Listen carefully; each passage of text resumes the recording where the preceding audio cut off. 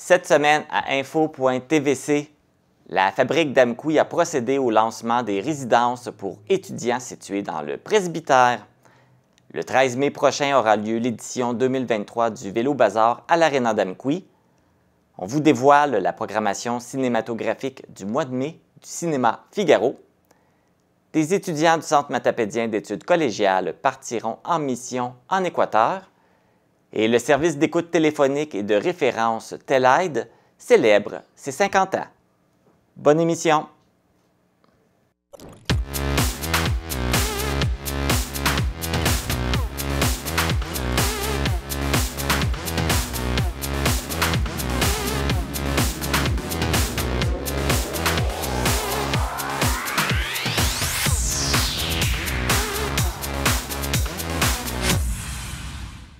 Ici Marc Baudouin, bienvenue à info.tvc, édition du 5 mai. Depuis le 1er mai, le taux du salaire minimum a été augmenté à 15,25 $ de l'heure au Québec. Débutons maintenant avec les actualités matapédiennes. Le climat de travail est toxique et se détériore à la municipalité de Sébec, où des syndiqués dénoncent un climat de travail malsain et du harcèlement, tandis que les élus déplorent une vague de dénigrement et de diffamation. Le syndicat des employés de la municipalité a déposé plusieurs griefs de harcèlement contre la directrice générale Chimène Gomanda. Le syndicat lui reproche, entre autres, de crier après les employés et de hurler quand les choses ne sont pas faites à sa façon. On demande à la municipalité d'imposer des sanctions disciplinaires avant que les employés quittent leurs fonctions. Jeudi dernier, la conseillère syndicale du syndicat canadien de la fonction publique, Nathalie Courchaine, a fait une sortie dans les médias pour dénoncer la situation. Lors de la séance du conseil du 1er mai de la municipalité, le maire Marcel Belzile a réagi à la situation et précise que c'est la directrice générale qui subit de l'intimidation. Voici un extrait de ses propos. Ça veut dire qu'on n'en veut pas de direction. Et aussitôt nommée, Madame la directrice ici présente, elle a été visitée par un employé syndiqué qui lui a dit « Ma belle Chimène, on t'aime bien, mais laisse-nous faire ce qu'on veut, sinon tu vas avoir de la merde. » Ça a été dit comme ça. Fait que ça, on n'appelle pas ça du harcèlement. La madame ici présente, quand elle avait le téléphone des travaux publics, je ne sais pas comment vous appelez ça, se faire rappeler dans la nuit pour des riens et se faire rappeler dans la nuit avec quelqu'un au bout de la ligne qui ne parle pas. Comment vous appelez ça? Juste pour l'écœurer. Elle a vécu ça, on vous l'apprend. À Sébec, se faire crier après au travail inacceptable, le harcèlement, un climat de terreur, on pourrait tout vous nommer ça, dit par le syndicat, puis elle a convaincu la madame, là, elle était à la TV.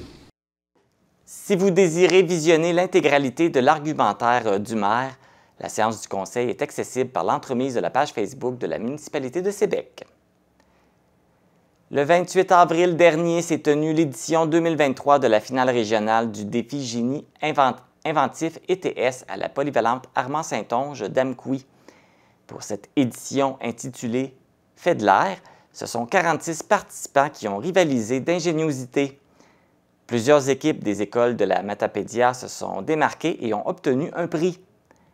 Dans la catégorie du premier cycle du secondaire, la médaille de bronze a été remise à Éloi Baudouin de l'école Armand-Saint-Onge pour le prototype La Baudouin Mobile. La médaille d'argent a été remportée par Étienne Boudreau, Alexandre Allard et Alexis Barrès de la polyvalente Forimont de Cozapscal pour leur prototype Bulldozer. Laurent Boursier, Elsie-Marie Cachénard, Coralie-Rose Rioux et Émile Forbes de l'école Armand-Saint-Onge ont terminé en première place avec le prototype Zodiac. Cette même équipe s'est également mérité le prix ArcelorMittal Produit Long Canada avec le prototype Les Trois Petits Moutons. Claude-Olivier Gendron, Jean-Philippe Champagne et Nathan Rioux de l'école Armand-Saint-Onge ont reçu le prix de l'inventivité remis par la faculté de génie de l'Université de Sherbrooke. Et Noam Pelletier de la polyvalente Forimont a reçu le prix Curium. Dans la catégorie du deuxième cycle du secondaire, Des élèves de la polyvalente Forimont, soit Isaac Pitre et Ryan Thériault, ont gagné la médaille d'argent. De son côté, Raphaël Abud, aussi de la polyvalente Forimont, a reçu le prix Curium. Les équipes qui ont remporté la médaille d'or et la médaille d'argent se sont méritées une participation à la finale québécoise du défi Génie inventif ETS qui se déroulera les 26 et 27 mai prochains à l'École de technologie supérieure à Montréal. Bonne chance à nos élèves de la Matapédia. Dans le cadre de la Semaine nationale de la santé mentale, une conférence est organisée par la Ville de Cosaabscale et soutenue par plusieurs organismes et entrepreneurs locaux. La conférence Santé mentale positive sera donnée par l'ancien joueur de football Étienne Boulay. Cumulant aujourd'hui 6 années de sobriété, Étienne Boulay partage son histoire avec humilité, émotion et humour. L'événement aura lieu le 11 mai à 18 h à l'arrêt Gérard Duchesne de Cosaabscale. Pour réserver vos billets, vous contactez les services des loisirs de Cosaabscale au 88 756 3444, poste 1321, ou par courriel à j.pilote@cosaabscale.québec.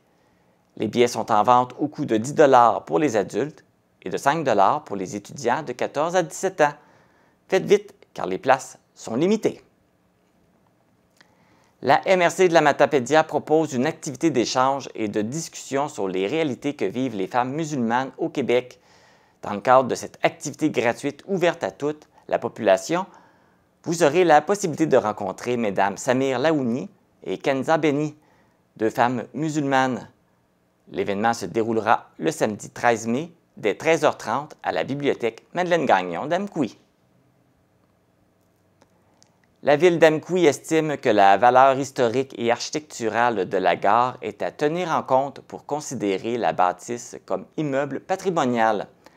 En ce sens, les membres du conseil municipal ont déposé un avis de motion afin que le gouvernement du Québec cite la gare ferroviaire comme immeuble patrimonial.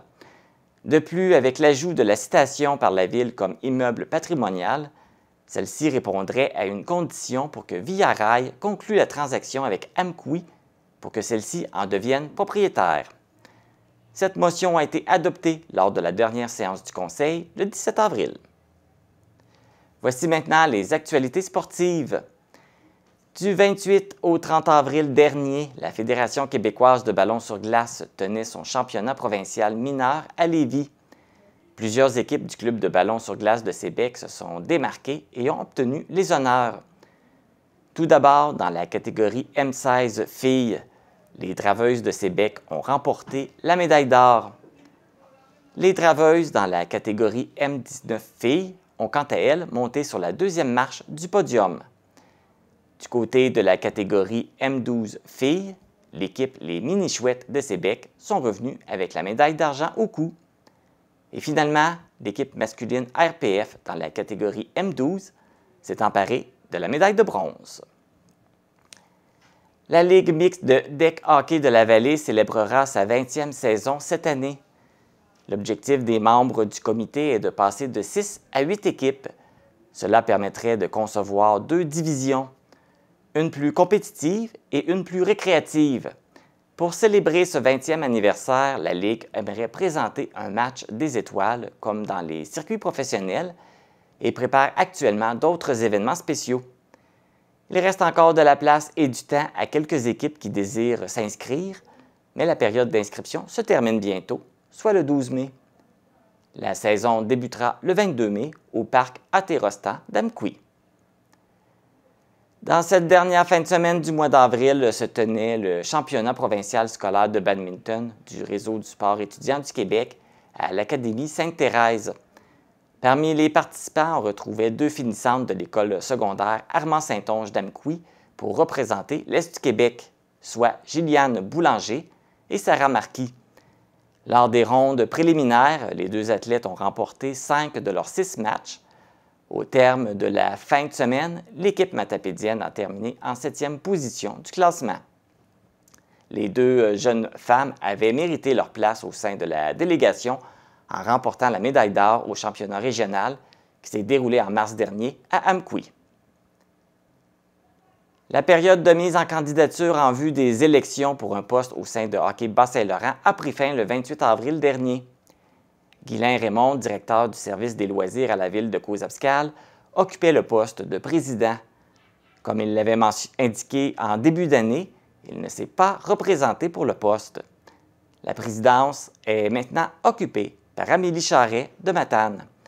Rappelons que Guylain Raymond quitte Hockey Bas-Saint-Laurent après 12 ans de présence, dont 8 années à titre de président. C'est ce qui complète les actualités matapédiennes. Après la pause, on vous présente l'inauguration des résidences étudiantes au presbytère d'Amqui.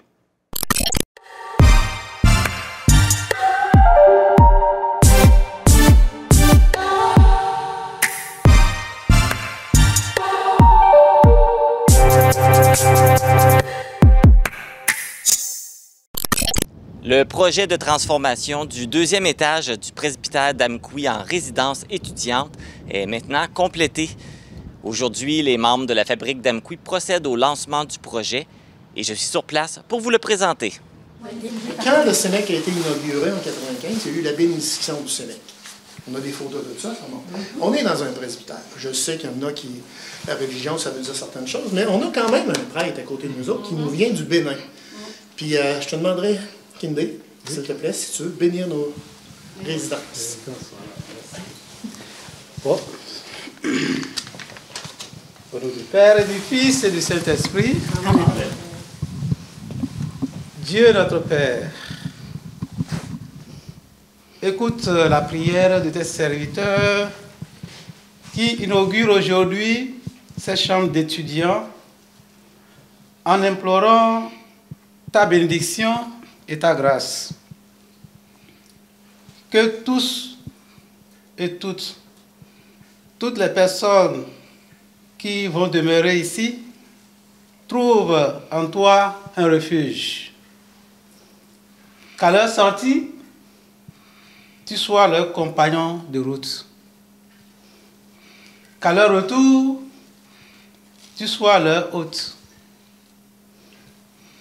Envoie sur eux et sur elles toute ta bénédiction.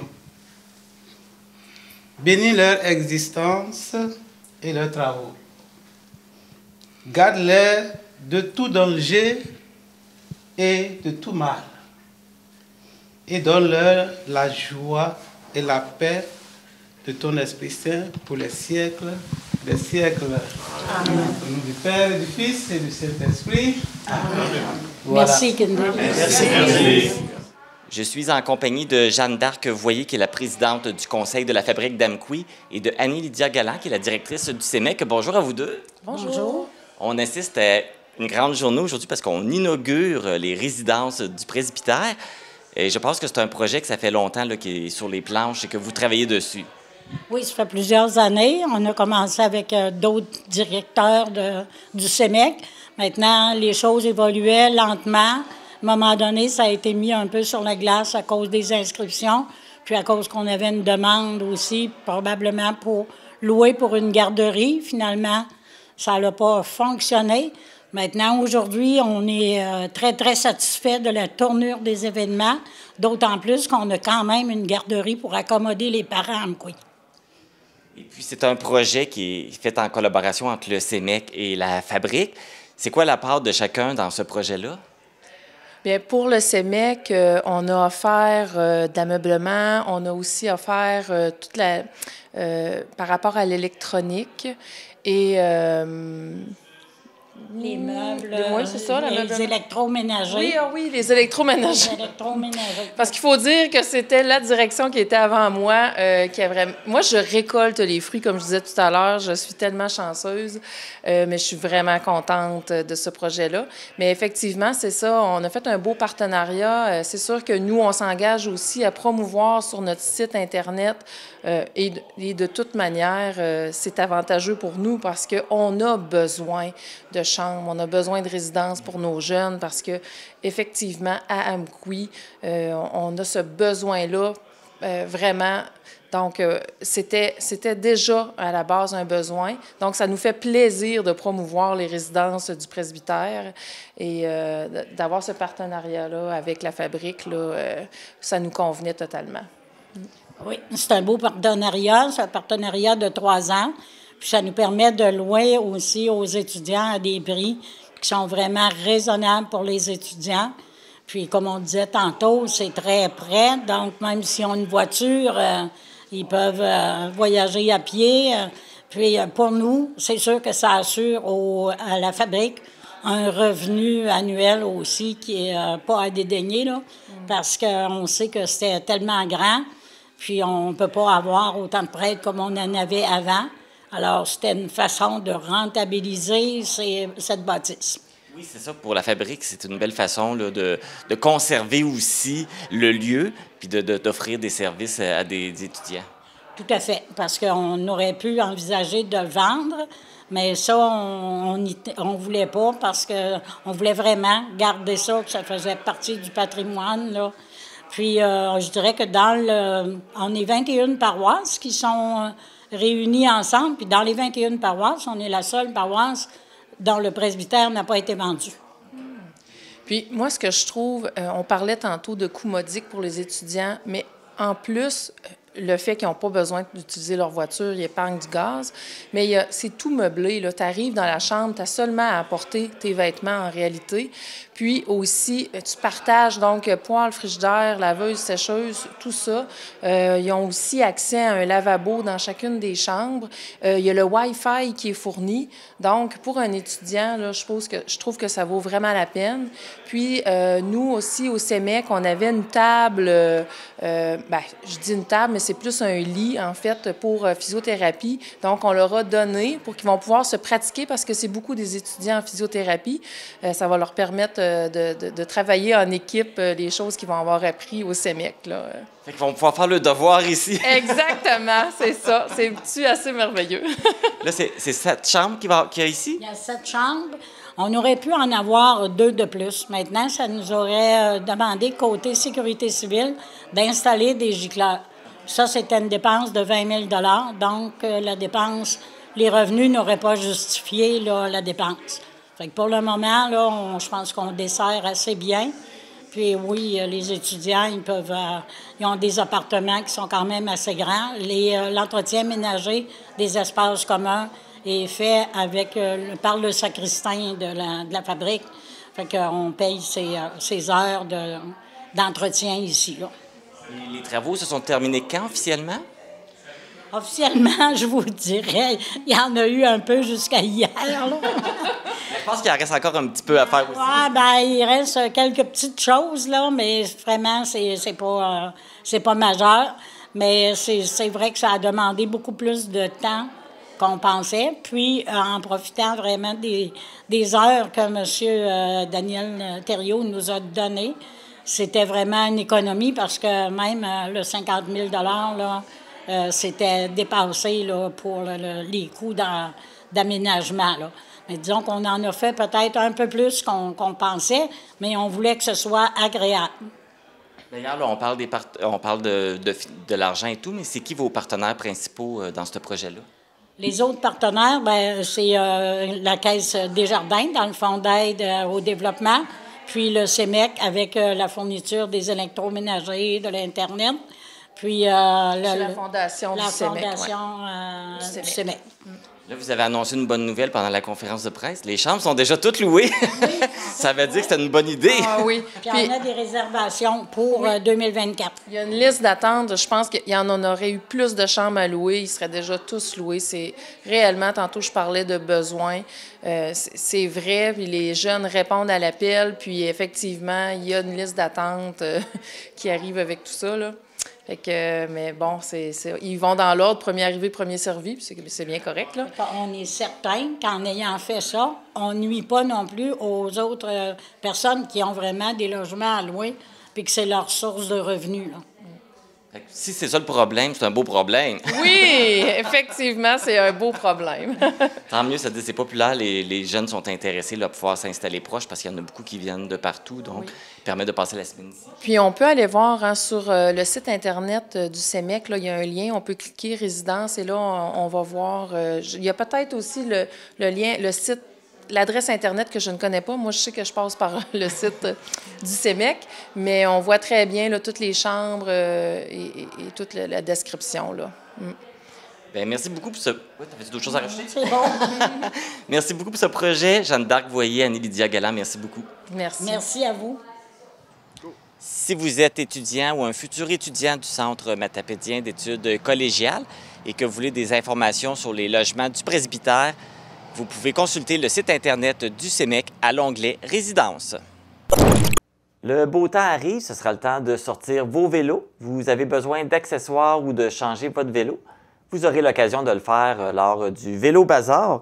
Et pour nous en parler, je suis en compagnie de Francis Saint-Laurent, qui est coordonnateur à la Véloroute des Jardins de la Matapédia.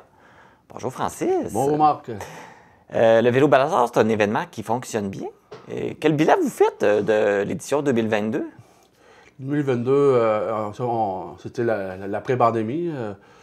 On était plus un peu au ralenti, mais probablement cette année, ça devrait augmenter là, avec la liberté qu'on a reprise. Fait que l'année passée, c'est ça, le monde n'était pas habitué de sortir, fait que ça ça. a peut-être...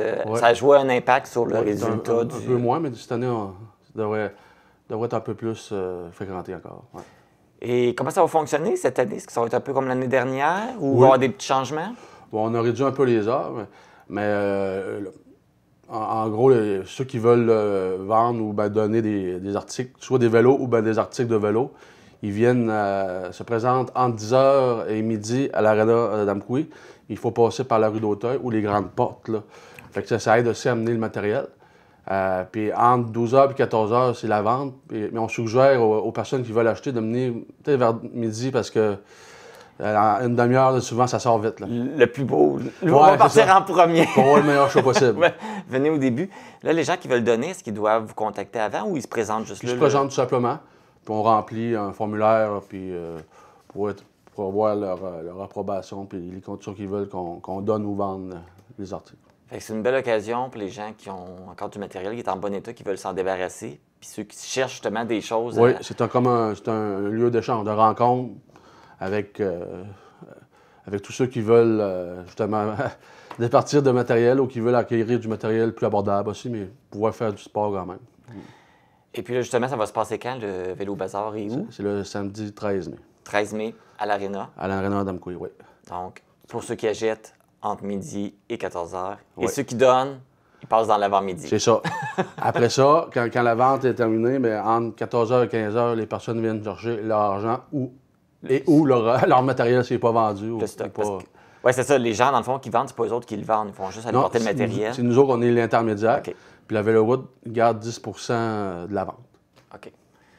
Et l'argent que vous gardez, dans le fond, c'est pour l'entretien de la piste cyclable, oui, tout ça? On l'investit là, oui. Et nous, dans la Matapédia, on a combien de kilomètres de piste cyclable? Environ 115 km. Oh. De Saint-Maurice jusqu'à Routierville, jusqu'à Rivière-Assiniboine, qui est la limite est. Fait que c'est quand même beaucoup d'entretien, de préparation. Là. Oui, oui. Au niveau de la Véloroute, nous autres, on va avoir environ 50 km qui est sur juridiction municipale. Okay. Le reste, c'est le ministère du Transport. Et puis là, est-ce que vous êtes en train de justement commencer à préparer la piste cyclable? Oui, ça a commencé lundi, hier ou avant-hier pour ceux qui écouteront plus tard, mais c'est le 1er mai que ça a commencé les travaux d'entretien. Ça a commencé, fait que bientôt on va pouvoir aller se promener dessus. Oui, oui, nettoyage, puis faire les réparations quand il y a des trous, etc. Là. Bon. Bien, merci Francis. Merci de votre invitation. Oui, puis on souhaite un bon succès là, pour le Vélo Bazar. Oui, en terminant, s'il y a des questions, vous pouvez m'appeler au 88 629 42 42, poste 1248. Pour toute question, si le monde veut savoir. Il n'y a pas de problème. Excellent. L'appel est lancé. Merci beaucoup. Donc, rappelons que le Vélo Bazar se tiendra samedi le 13 mai entre midi et 14h à l'Arena d'Amqui. Donc, c'est une belle opportunité là, de vous procurer du matériel pour faire de la bicyclette cet été. C'est le moment de la Minute de l'humour avec... Pourquoi un ordinateur se gratte? Parce qu'il y a des puces.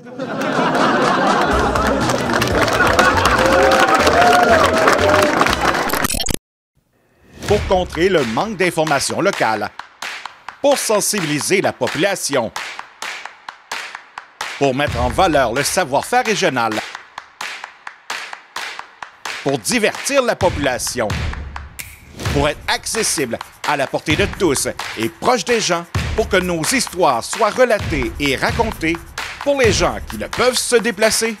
Au Bas-Saint-Laurent et en Gaspésie, vos 8 télévisions locales existent pour vous.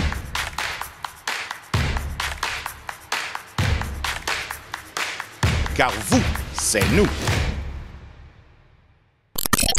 C'est le moment de la chronique Le temps d'un popcorn et aujourd'hui, on va vous annoncer les films qui seront à l'affiche au cinéma Figaro pour le mois de mai.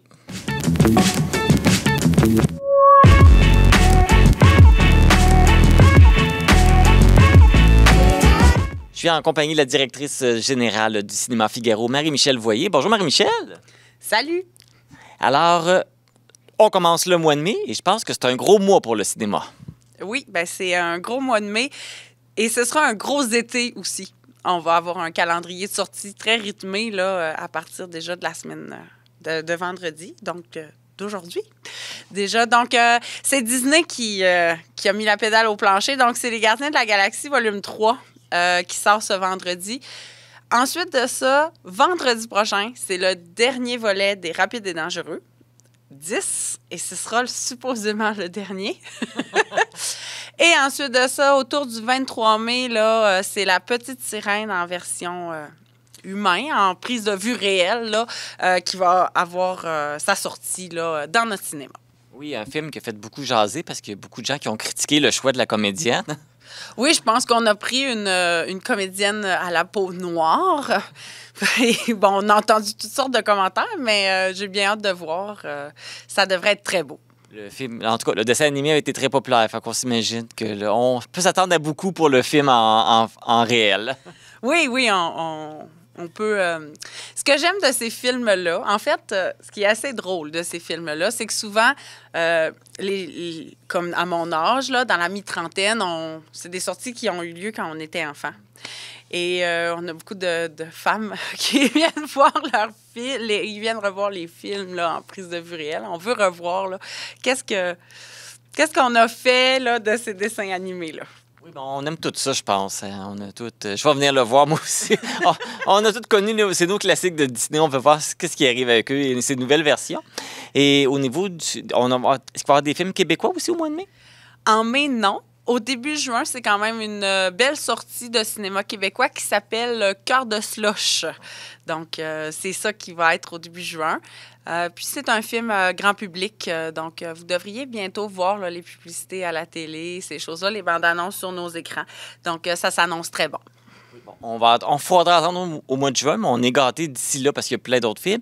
Il reste encore un aventurier voyageur. Oui, qui s'appelle Trek dans les Alpes. Donc, eux l'appellent hors série. Donc, c'est un peu comme celui que vous avez vu qui s'appelait Ramène tes skis au Japon. Donc, c'est plutôt des excursions hors piste. Donc là, je crois que c'est de l'alpinisme là, dans les Alpes françaises. Donc, c'est moins même si les voyages des aventuriers voyageurs sortent un peu de l'ordinaire, c'est plutôt un voyage... que toi et moi, probablement, on ne pourrait pas faire. Là. C'est plutôt des aventuriers sportifs. Ben, peut-être que je pourrais. J'aime ça bouger. Oui, mais bon, ça prend certainement des compétences en alpinisme. Oui, sûrement. Et au niveau du cinéma répertoire? C'est le dernier du printemps que vous pourrez voir samedi, dimanche et lundi. C'est une comédie policière française qui s'appelle Mon crime. Donc, quelque chose de plus léger pour finir la saison. Puis ensuite de ça, ça fait toujours relâche. Là. L'été, ça va revenir à l'automne. Là, on parle de dernier, mais il faut mentionner aussi que Les Aventuriers voyageurs, c'est le dernier aussi. Oui, c'est ça. Et c'est la même chose. Ça fait relâche à l'été, mais c'est déjà prévu si vous aimez ça. C'est déjà prévu là, de revenir à l'automne. On nous a proposé un calendrier là, déjà pour la prochaine saison. Donc, on a un beau mois de mai qui nous attend au cinéma. Alors, on va souhaiter aux gens de bons films. Oui, puis fait que là, c'est pas encore très chaud. Profitez-en, venez nous voir. Pour connaître tous les détails sur les films qui seront à l'affiche au mois de mai, vous pouvez consulter le site Internet et la page Facebook du Cinéma Figaro. Bon cinéma! Pour nous joindre, composez le 88 629 4503 ou écrivez-nous à journaliste@tvcmatapedia.com. Restez à l'affût de toutes nos activités en nous suivant sur Facebook. Vous pouvez également regarder nos émissions en vous abonnant à notre chaîne YouTube.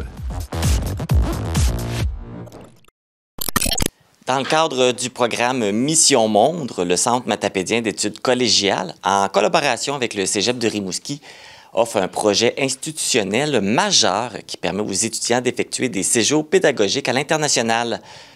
Le prochain séjour s'effectuera en Équateur. Je suis en compagnie de Cindy Deroy-Hébert, qui représente la direction du CEMEC, et de Tommy Guénard, qui est professeur d'histoire. Bonjour à vous deux. Bonjour. Bonjour. On est ici pour parler du projet de voyage en Équateur du CEMEC et du Cégep de Rimouski. Donc, ça fait combien d'années que vous êtes impliqués dans ce projet-là? Bien, le projet tel qu'on le vit de séjour de coopération internationale, c'est depuis 2009. Donc, on est à la 8e édition cette année, avec une petite mini-pause avec la pandémie, mais on a innové. Hein, c'est une de nos forces au CEMEC, puis on a innové. On est allé aux Îles-de-la-Madeleine l'an passé. Donc, comme on ne pouvait pas aller à l'extérieur, on s'est dit pourquoi pas faire un séjour d'inter-coopération régionale, et on est amené des étudiants vivre une expérience aux Îles-de-la-Madeleine qui a été tout aussi belle que n'importe quelle destination à l'international. Fait que 8e édition, mais presque 9 si on compte les Îles-de-la-Madeleine. Bien, pourquoi pas, justement, on a des beaux coins au Québec, hein?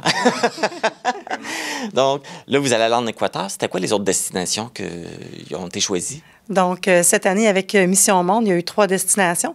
Donc, comme on en parlait tantôt, en janvier, il y a un groupe de sciences nature qui sont allés à Costa Rica. Donc, en mars, au Maroc. Puis là, au mois de mai, ils vont vivre l'Équateur. Okay. C'est quoi l'objectif de ces voyages-là, les objectifs pédagogiques pour les étudiants? On parle beaucoup souvent dans ce temps-là de compétences transversales, surtout dans le cas du séjour en Équateur. Là. Dans le séjour à Maroc, c'était vraiment là, en lien avec un stage, c'était relié à un stage d'études. Sciences de la nature, c'était aussi un stage d'aller faire des prélèvements en terrain pour leur épreuve synthèse de programme. Fait que ça, c'était vraiment sciences nature et techniques de physiothérapie. Ici, le projet Équateur est ouvert à tous les étudiants de tous les programmes. Donc, c'est vraiment, on cherche des profils particuliers de gens qui sont prêts à vivre ce genre d'expérience-là.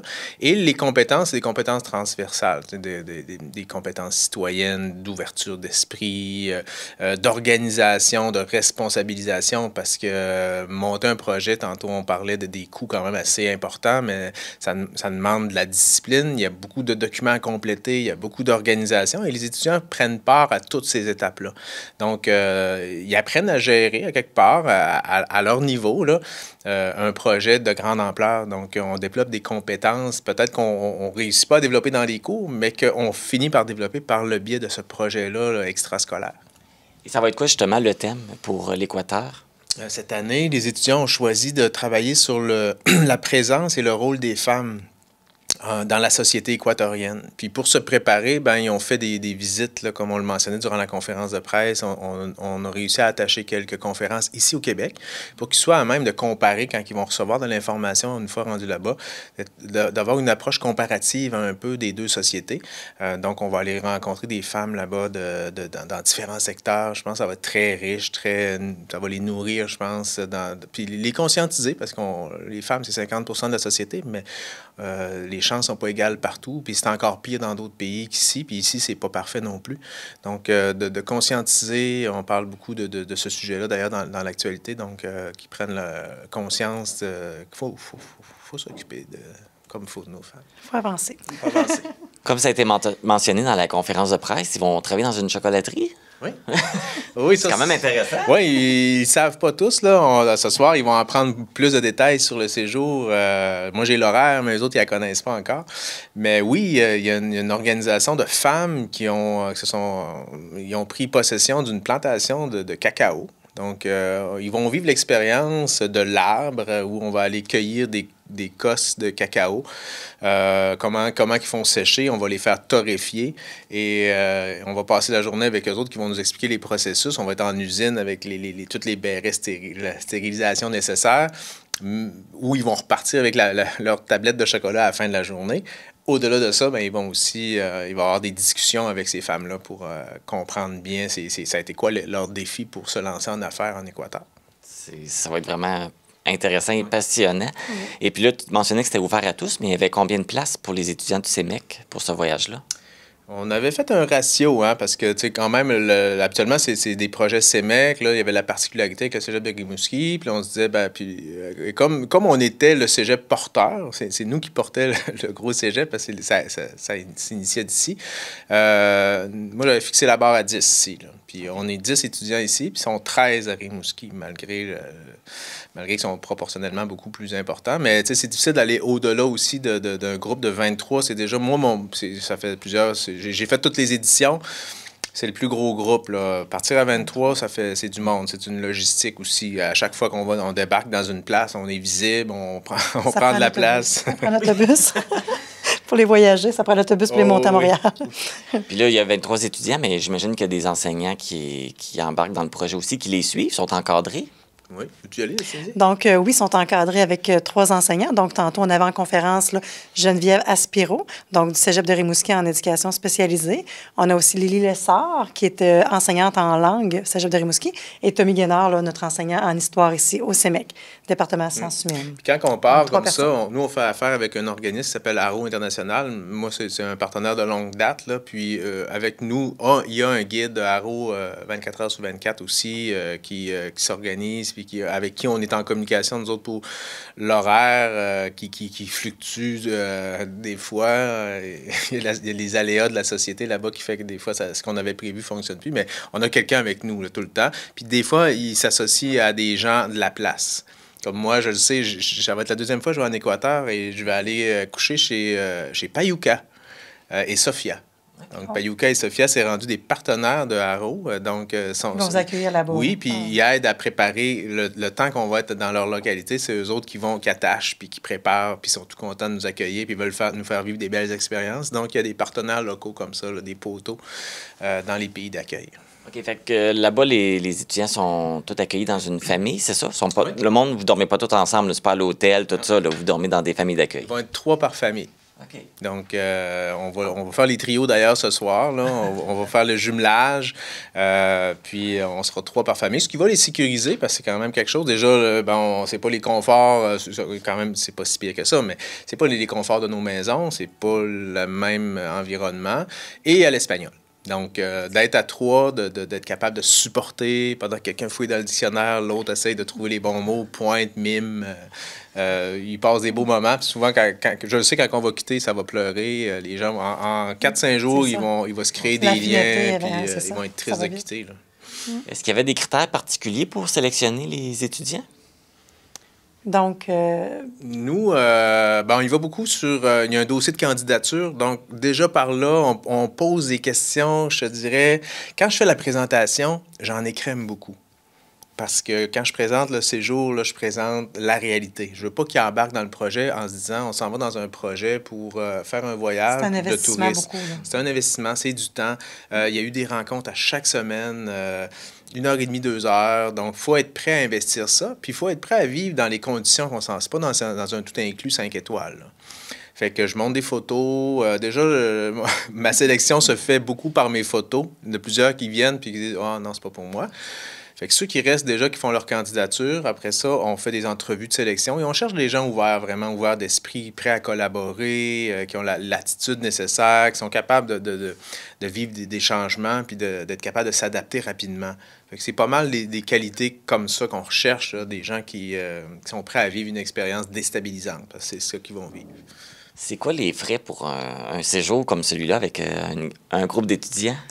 Donc, pour l'Équateur, donc ça représente un projet de plus de 80 000 $. Donc, à ce moment-là, 23 personnes avec 3 enseignants. Donc, 23 personnes incluant les enseignants. Non, plus 3. Oh, donc 26 personnes. Tu sais, je n'étais pas trop sûre. Donc, c'est 80 000 $, là, le projet. Donc, il y a du soutien financier aussi là-dedans. Les jeunes aussi ont fait ont ramassé de l'argent, mais vous avez des soutiens financiers? Oui, de 3 soutiens financiers importants. Donc, on parle de Mission Monde. Donc, Mission Monde cette année et l'année prochaine aussi. Donc, c'est plus de 500 000 $ qui étaient répartis dans divers projets là, au Cégep de Rimouski, CEMEC, à Amkoui.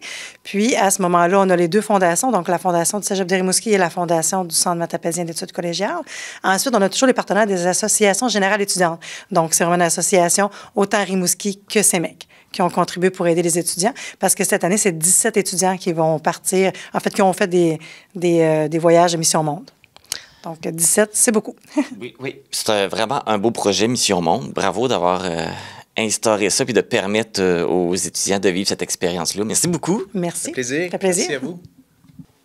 J'ai avec moi des étudiants qui vont participer au voyage en Équateur. Bonjour. Bonjour. Je vais vous demander de vous présenter dans quel cours vous êtes. Bonjour, moi je m'appelle Kimberly Carrington, je suis étudiante en technique de physiothérapie. Bonjour, je m'appelle Marie-Lou Lévesque, je suis étudiante en sciences humaines. Et bonjour, moi je m'appelle William Sourbet et je suis étudiant en sciences humaines aussi.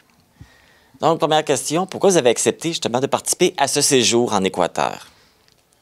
Je peux y aller. Pour des raisons personnelles, moi, j'aime beaucoup voyager. Fait que, en plus, j'ai toujours voulu faire un voyage humanitaire. Fait que là, en sachant qu'on fait vraiment plus coopération, dans le fond, qu'on va aller vraiment plus travailler dans la société puis qu'on va vivre vraiment avec les gens de la place, pour moi, ça me rejoignait beaucoup. Puis, c'est comme un rêve, là, un peu. Tu sais, j'ai toujours voulu faire vraiment plus un voyage humanitaire. Fait que c'est comme une occasion de le réaliser, en plus avec mes copains d'Amkoui et de Rimouski que je connaissais pas, puis que maintenant, je suis vraiment contente de les avoir connus. Donc, une belle occasion de faire un voyage que tu n'aurais peut-être pas fait normalement. Exactement. Comme Kimberly le disait, c'est sûr que la coopération, c'est quelque chose qui, je pense qu'on recherche tous. Fait que le fait d'aller vivre dans des familles là-bas, c'est quelque chose qui nous rejoint. C'est sûr qu'aller voir une autre culture que la nôtre, c'est toujours intéressant pour un peu comparer nos situations puis se dire qu'on est quand même choyé de vivre dans un beau pays comme le nôtre. C'est toujours intéressant d'aller voir comment ça se passe ailleurs aussi. Et puis, des fois, si la pelouse est plus verte chez nous, tant mieux. Alors, moi, il y a plusieurs raisons qui m'ont poussé, c'est ça, comme je disais dans la conférence. Il y a le fait que je suis quelqu'un qui est passionné par les sciences naturelles en général, puis ça va me permettre d'approfondir mes connaissances dans divers domaines de la faune, de la flore, de la géologie du pays, et surtout le côté un peu aventure de voyage qui m'a beaucoup intéressé pour y participer. Justement, quand on part dans un autre pays comme ça, qu'on va ailleurs, il y a de la préparation. Ça se décide pas comme ça, demain matin, on part. Qu'est-ce que vous avez eu à faire pour vous préparer, justement? En termes de préparation, tu sais, de un, on connaissait pas Rimouski, fait qu'il a fallu apprendre à connaître plus les gens parce qu'on passe quand même 10-11 jours avec eux dans un autre pays. Fait que on a appris à les connaître. On a fait des activités vraiment de team building, là, plus. Là, on s'est rencontrés plusieurs fois. On a vendu des billets un peu pour faire du financement. On a eu une bourse aussi de SICAN qui nous a vraiment aidés à préparer notre voyage, vraiment plus rassurant au terme plus financier. Mais sinon, beaucoup plus d'activités là, pour apprendre à se connaître. Puis on a fait de la cuisine plus Amérique latine, tu sais, pour un peu se désensibiliser, vu qu'ils ne mangent pas nécessairement la même chose que nous. Fait qu'on se prépare tranquillement. Là. C'est quand même dans un mois, fait que faut être prêt. Ça s'en vient, puis là, bien connaître les personnes avec qui vous allez voyager. Oui. Est-ce qu'il y a d'autres choses? C'est vrai, on a aussi fait des cours d'espagnol pour nous pratiquer, c'est sûr, parce qu'en Équateur, ils parlent l'espagnol. Et ça va nous permettre au moins... Peut-être pas d'être bilingue, mais au moins juste être capable de baragouiner 2-3 phrases puis être capable de communiquer avec les personnes sur place. Je pense que vous avez eu à avoir des vaccins, probablement.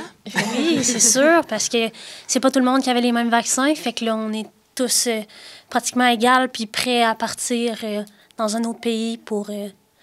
Nos vaccins sont tous à jour, dans le fond. Là, vous partez bientôt. Qu'est-ce qu'il vous reste à faire encore? On a notre formation pré-départ avec Arro qu'on a ce soir, qui va nous montrer un peu, c'est surtout psychologique, je crois, le choc culturel. Oui, qui va nous préparer au choc culturel. Oui, parce que c'est ça. Vous allez arriver dans un autre environnement, ça va être différent et tout. Alors, écoute, je vais vous souhaiter un beau voyage. Puis comment vous entrevoyez tout ça? Ça va être quoi votre objectif? Mettons? Moi, j'espère qu'on va avoir bien du fun puis qu'on va en profiter parce que 10 jours dans un autre pays, ça va vraiment passer vite. Surtout en bonne compagnie. Fait que j'espère qu'on va bien s'amuser puis qu'on va découvrir plein de nouvelles choses pour revenir. Faire des belles rencontres, découvrir une autre culture.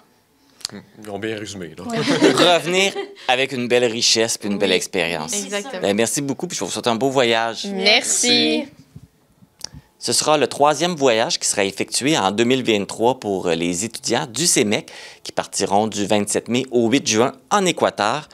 Un groupe était au Maroc au mois de mars. Ils sont revenus il n'y a pas très longtemps. Et en janvier, il y a eu le voyage au Costa Rica.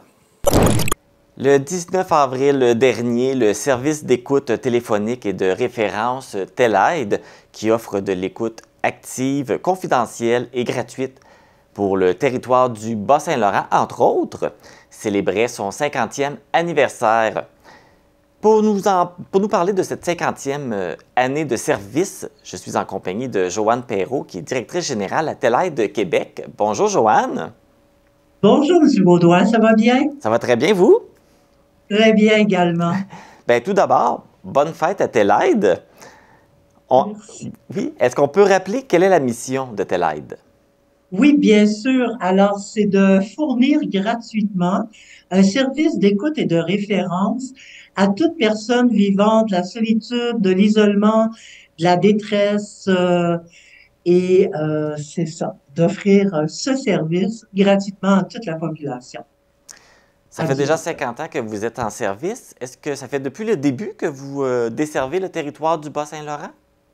Non, le TELAIDE Québec a été créé en 1972 et ce n'est qu'en 2016 qu'on a élargi le territoire. Alors, actuellement, et ça depuis 2016, on dessert Capitale-Nationale, Port-Neuf, Charlevoix, Gaspésie, Bas-Saint-Laurent, Rimouski et les îles de la Madeleine. Et quel bilan vous faites de ces 50 premières années? Écoutez, c'est un bilan assez... oui, c'est une bonne question. C'est un service vraiment essentiel à la population. C'est extraordinaire le besoin auquel ça répond. Besoin de solitude, des gens qui ont besoin de parler, qui vivent de la solitude, de l'ennui. Tout à l'heure, je donnais des grandes lignes, mais il y a toutes sortes d'autres problématiques qui fait que TELAIDE Québec peut être là pour écouter les gens, difficultés relationnelles, perte d'un emploi, fermeture d'une usine, deuil, préoccupations quotidiennes, préoccupations en lien avec la santé mentale et physique et plein d'autres problématiques. Donc, TELAIDE est là quand tout est fermé. Les bureaux officiels ferment à 5 heures. Nous, on est ouvert jusqu'à minuit, 365 jours par année, 15 heures par jour. Et tout ce service-là, cette ligne d'écoute généraliste est offerte gratuitement par des bénévoles qui ont une bonne formation en écoute active et qui sont là pour accueillir les gens dans ce qu'ils vivent. Là, vous parlez un peu des besoins souvent pour lesquels les gens vous appellent. Mais là, avec les années aussi, ça change. Là, il y a peut-être des nouveaux besoins qui se sont ajoutés. On a vécu la pandémie, on a vécu des situations économiques, on a vécu des drames. Donc, j'imagine que même au niveau des formations des bénévoles, il doit y avoir une évolution qui se fait aussi avec les années. Oui, quand même, c'est important pour nous d'offrir une formation continue à nos bénévoles. Il y a au moins 4 formations continues durant l'année.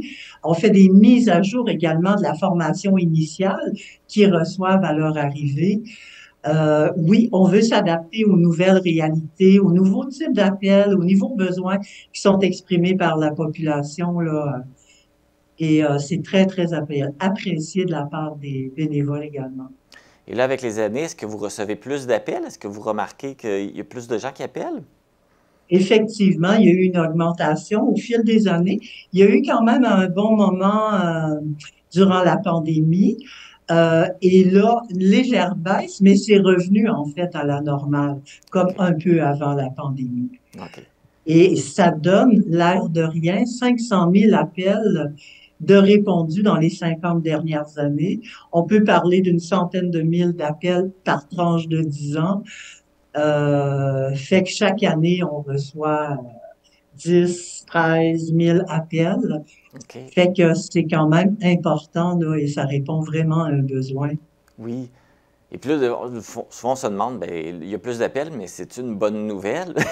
Dans un sens, peut-être que oui, parce que les gens osent peut-être plus aller chercher de l'aide qu'avant, j'imagine? C'est vraiment intéressant ce que vous dites. C'est vrai que si on n'a pas d'appel, on se dit tant mieux. Il fait beau dehors, les gens sont de bonne humeur, tout va bien. Mais peut-être aussi que ça veut dire qu'il y a des gens qui n'ont pas le courage, mais qui c'est vraiment difficile pour eux actuellement de parler de leurs difficultés. Fait que c'est quand même une bonne nouvelle de voir une augmentation parce que plus de gens se permettent de s'exprimer, de dénoncer, de relater, de communiquer, de verbaliser. Tout ça va permettre peut-être de faire atténuer un certain mal-être et permettre à la personne peut-être de patienter en attente d'un rendez-vous avec au CLSC, avec des psychologues, de patienter sur une liste d'attente pour un service spécialisé. Fait que, puis on a vu avec tous les drames qui arrivent, effectivement, que il me semble qu'on voyait pas tant ça avant. Alors, le mal-être, s'il est communiqué, effectivement, comme le dit le slogan, en parler, ça fait du bien et c'est important pour faire descendre la pression intérieure et se reconnecter peut-être à nos solutions, puis à des moyens qui pourraient baisser l'anxiété et tout ça. Je sais que vous devez être discret aussi sur les statistiques. Vous en avez parlé un petit peu, mais est-ce qu'on sait à peu près dans le Bas-Saint-Laurent combien d'appels vous recevez? C'est des appels qui sont confidentiels et anonymes. Effectivement, on a une ligne 1-800 pour recevoir les appels des autres régions, mais actuellement, les statistiques sont pas compilées de cette façon-là. Là. OK. C'est compilé pour l'ensemble du territoire que vous couvrez. Exactement. Exactement. Donc là, on va revenir à l'anniversaire de Telaide qui fête ses 50 ans cette année. Et oui. Vous avez décidé de rafraîchir votre image. Vous avez créé un nouveau logo? Tout à fait. Alors, on s'appelle toujours Telaide Québec. C'est un nom que les gens connaissent. Et je sais pas si vous vous souvenez, avant, l'image était noire. C'était vraiment noir et blanc. Alors, on a décidé de mettre de la couleur, le vert pour l'espoir, pour toute la belle énergie que ça peut donner, pour le sentiment de compétence aussi, et le bleu pour la continuité de Telaide, parce que il y avait quand même du bleu dans notre ancienne image sur les affiches et tout ça. Puis également pour la pérennité de l'organisation, on a voulu mettre deux têtes. En fait, c'est comme deux formes d'individus qui se rassemblent et deviennent un cœur. Et le cœur pour exprimer toute la bienveillance et le respect, l'accueil, l'ouverture et le non-jugement qui est offert par les bénévoles. Et les ondes de communication entre les deux dit, dans le fond, il se passe quelque chose, la personne s'exprime, la personne est entendue et il y a comme une saine distance entre les gens, entre les deux personnes, l'appelant et l'écoutant, pour permettre d'accueillir l'écoutant tout en respectant et on mélange pas, là. Ce n'est pas une ligne d'amitié, ce n'est pas nécessairement c'est pas de la sympathie, mais c'est de l'empathie. Les gens sont là pour accueillir humainement, avec une bonne formation, avec de bonnes techniques. Et dans le fond, ce qu'on veut dire aux gens, c'est on croit à la capacité des appelants de trouver leur propre solution. Et on les accompagne dans ce processus. Oui, parce que comme on dit, une bonne écoute, ça n'a pas de prix, là. C'est très important. Oui, tout à fait. Tout à fait. Puis on veut pas se prétendre quelque chose d'autre qu'on n'est pas. Ce sont des bénévoles écoutants avec une formation de base, de la formation continue comme on disait tout à l'heure, mais on reste une ligne d'écoute généraliste. Et bien sûr, si on reçoit des appels comme plus particuliers, plus pointus, justement de détresse, des idées suicidaires, ou une crise autre dans la vie, bien sûr qu'on va référer vers des organismes appropriés, spécialisés pour répondre à cette demande-là, tout à fait. Qui correspond à notre mission. On est un centre d'écoute téléphonique, mais également un centre pour faire de la référence vers la ressource appropriée. Oui, c'est ça. Vous êtes un lien important parce que des fois, la personne en détresse, elle ne sait pas où appeler. Donc, de vous appeler, vous allez pouvoir la guider par la suite au bon... pour quelles sont les bonnes interventions après, par la suite. Oui, tout à fait. Tout à fait. Là, vous avez refait votre image, votre logo. Est-ce qu'il va y avoir d'autres nouveautés cette année? C'est sûr que cette année va être axée beaucoup sur la visibilité. Alors, on veut sortir plus, parce que le centre d'équipe, je reviendrai peut-être tout à l'heure. Oui, on veut sortir beaucoup plus cette année, beaucoup plus de visibilité, aller rencontrer les équipes santé mentale dans les CLSC, des différentes régions. Pourquoi pas faire des envois postaux, faire connaître. Donc, beaucoup d'efforts vont être mis là. Et c'est pas impossible qu'on fasse une diversification des services dans les 2-3 prochaines années. On est en train de faire une planification stratégique pour voir qu'est-ce qu'on pourrait offrir. Ça pourrait tourner autour d'une formation offertes à la population sur l'écoute active. Sans devenir des bénévoles écoutants, on pourrait offrir ça pour améliorer les relations interpersonnelles, les relations de travail, les relations dans les organismes communautaires. Il y a comme une belle vision, des beaux projets qui s'en viennent pour Tel Aide Québec. Effectivement. Oui, puis de vous faire voir aussi, c'est important, parce que même si ça fait 50 ans que vous existez, il y a peut-être encore du monde qui ne savent pas, qui peuvent vous appeler. Oui, tout à fait. Et c'est vraiment important parce qu'on est comme un filet de sécurité pour les personnes, 15 heures par jour, Noël, jour de l'an, Pâques, on est toujours là à l'écoute des gens. Fait que, dans le fond, on peut représenter même une prévention. Puis, pour éviter qu'il y ait des passages à l'acte ou des gestes malheureux, quelqu'un qui se permet, qui se donne la chance d'appeler, peut vivre un peu d'espoir, un peu de solution, un peu de soleil ou de pistes de solutions pour prévenir des situations plus difficiles. C'est ça. Donc, on rappelle, c'est possible d'appeler entre 9h et minuit, c'est ça? Tout à fait. Tous les jours. Donc, merci Joanne de nous avoir entretenus sur Tel Aide, parce que c'est sûr même si ça fait longtemps que vous existez, on n'a pas nécessairement le réflexe de vous appeler, mais là, on va vous permettre de vous donner une visibilité et d'inciter les gens à vous appeler s'ils ont besoin. Parfait. Si je peux me permettre de rajouter un petit quelque chose, si on peut. Dans le fond, c'est ça, on est ouvert à tous les groupes d'âge de 18 à 99 ans, qu'importe la situation, comme on disait, qui était vécue. Puis, il y a des belles choses qui s'en viennent pour juin 2023. On a participé avec l'Association des centres d'écoute téléphonique du Québec à une étude d'impact social de la contribution de l'écoute active sur la population. Okay. Alors, éventuellement, les résultats sortiront et on pourra peut-être vous partager ces résultats-là. Puis, en attendant, on invite les gens à appeler au 877-700-2433. Merci beaucoup, Joanne. Merci, M. Baudouin. Bonne journée. Merci.